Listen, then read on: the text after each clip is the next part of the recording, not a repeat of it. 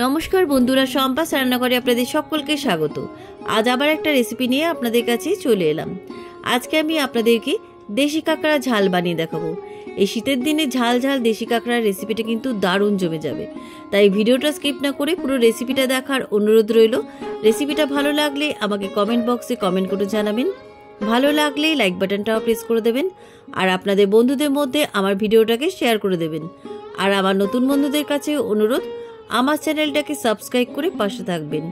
আর আমার চ্যানেলে নতুন নতুন রেসিপি দেখার জন্য পাশে থাকা ছোট্ট বেল আইকনটাও প্রেস করে দেবেন।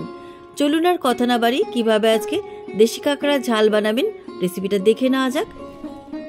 কাঁকড়ার ঝাল রান্না করার জন্য আমি বাজার থেকে 500 গ্রাম দেশি কাঁকড়া কিনে নিয়েছি। বাজারে আমি কাঁকড়ার মোটা দাঁড়গুলোকে কাটিয়ে নিয়েছি, তা নাহলে কিন্তু কাঁকড়াগুলো পালিয়ে যেত। এবার এই কাঁকড়াগুলোকে আমি বেছে নিচ্ছি। কীভাবে বাছছি দেখে নিন। প্রথমে কাঁকড়া ছোট ছোট দেখুন পালিয়ে যাচ্ছে কেমন, পাগুলোকে ভেঙে নিচ্ছি। এভাবে হাত দিয়ে মুড়ি মুড়ি ভাঙলেই ভেঙে যায়। এবার এভাবে খোলাটাকে ছাড়িয়ে নিচ্ছি। এইভাবে সবকটা কাঁকড়া আমি বেছে নিচ্ছি। প্রথমে কাঁকড়ার ছোট ছোট পা বা দাঁড়গুলোকে ভেঙে নিচ্ছি। দেখুন এভাবে মুড়ি মুড়ি ভাঙলেই ভেঙে যাচ্ছে।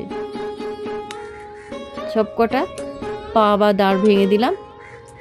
এবার খোলাটাকে ছাড়িয়ে নিচ্ছি। দেখুন খোলা বা খোলসটাকে ছাড়িয়ে নিচ্ছি। দেখুন এভাবে টান দেবেন, তাহলে কিন্তু খোলসটা খুলে যায়। এবার দেখুন ভেতরেও কিন্তু ছোট ছোট পা আছে, এগুলোকে ফেলে দেবেন। দেখুন পরিষ্কার করে ফেলে দিয়েছি। এইভাবে সবকটা কাঁকড়া আমি বেছে নিচ্ছি। সবকটা কাঁকড়া বেছে ধুয়ে ভালো করে নিয়ে চলে এসেছি। আর এই দেখুন মোটা দাঁড়গুলোকে রেখে দিয়েছি। এই দাঁড়ের ভেতরে অনেকটাই মাংস থাকে। আর এই খোলার ভেতরে দেখুন হলুদ হলুদ তেল রয়েছে, এগুলোকেও রেখে দিয়েছি। এবার একটা পাত্র নিলাম। এবার এই পাত্রের মধ্যে আমি দিয়ে দিচ্ছি ফুটন্ত গরম জল।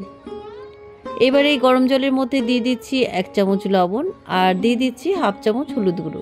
জলের মধ্যে লবণ আর হলুদ গুঁড়ো ভালো করে মিশিয়ে দেওয়ার পর আমি এর মধ্যে আগে থেকে বেছে ধুয়ে রাখা কাঁকড়াগুলো দিয়ে দিলাম। এবার এই ফুটন্ত জলের মধ্যে কাঁকড়াগুলো আমি 5 মিনিট ডুবিয়ে রাখছি। 5 মিনিট বাদে কাঁকড়াগুলোকে গরম জল থেকে তুলে একটা পাত্রের মধ্যে তুলে রাখছি। গরম জল থেকে সমস্ত কাঁকড়াগুলো তুলে নিলাম। এবার আমি ইন্ডাকশানে একটা ফ্রাই প্যান বসিয়ে দিলাম। ফ্রাই প্যানের মধ্যে আমি পরিমাণ মতো সর্ষের তেল দিলাম। এই রান্নাটা সর্ষের তেলেই করার চেষ্টা করবেন।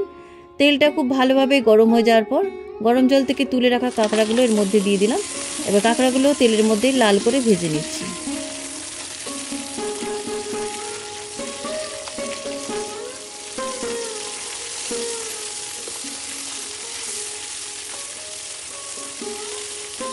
কাঁকড়াগুলো আমার লাল লাল করে ভাজা হয়ে গেছে। এবার এই ভাজা কাঁকড়াগুলো একটা পাত্রের মধ্যে তুলে রাখছি।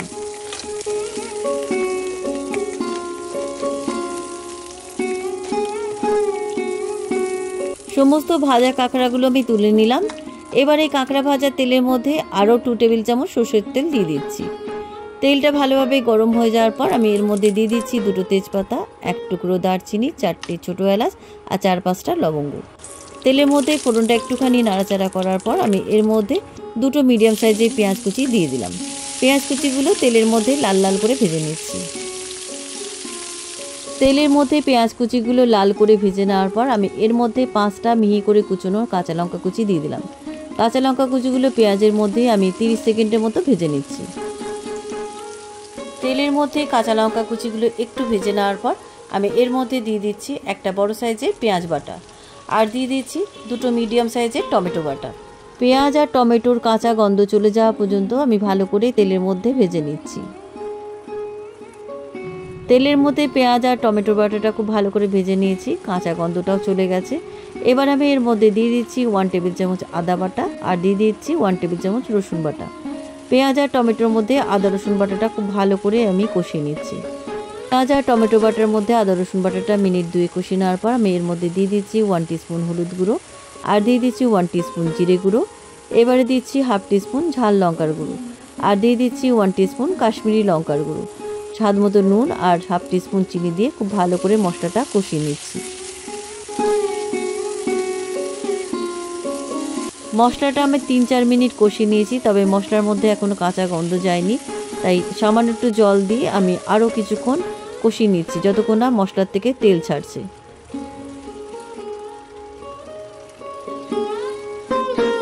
মশলাটা আমার খুব ভালো করে কষানো হয়ে গেছে। দেখুন মশলা থেকে তেল ছেড়ে দিয়েছে।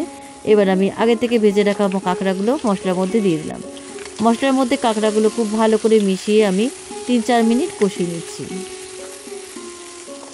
মশলার মধ্যে কাঁকড়াগুলো 3-4 মিনিট কষিয়ে নেওয়ার পর আমি এর মধ্যে সামান্য একটু জল দিচ্ছি। খুব বেশি জল দেবেন না, রান্নাটা একটু কষা কষা খেতে ভালো লাগবে।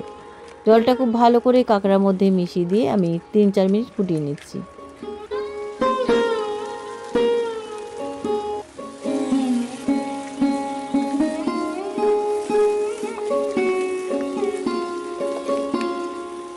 রান্নাটা আমার প্রায় শেষের দিকে। এবার নামাবার আগে আমি 1 চামচ গরম মশলার গুঁড়ো দিয়ে কাঁকড়ার ঝালের মধ্যে খুব ভালো করে মিশিয়ে দিচ্ছি। কাঁকড়ার ঝাল আমার রান্না হয়ে গেছে। এবার ইন্ডাকশানে সুইচ অফ করে নামাবার আগে একটু ধনেপাতা কুচি কেটে দিয়ে দিচ্ছি। এবার ইন্ডাকশান থেকে নামিয়ে একটা প্লেটের মধ্যে সার্ভ করলাম। কেমন লাগলো আজকের কাঁকড়ার ঝালের রেসিপি? আপনারাও বাড়িতে এইভাবে একবার কাঁকড়ার ঝাল রান্না করে খেয়ে দেখুন, খেতে কিন্তু অসাধারণ হয়। রেসিপিটা একবার হলেও ট্রাই করার অনুরোধ রইল।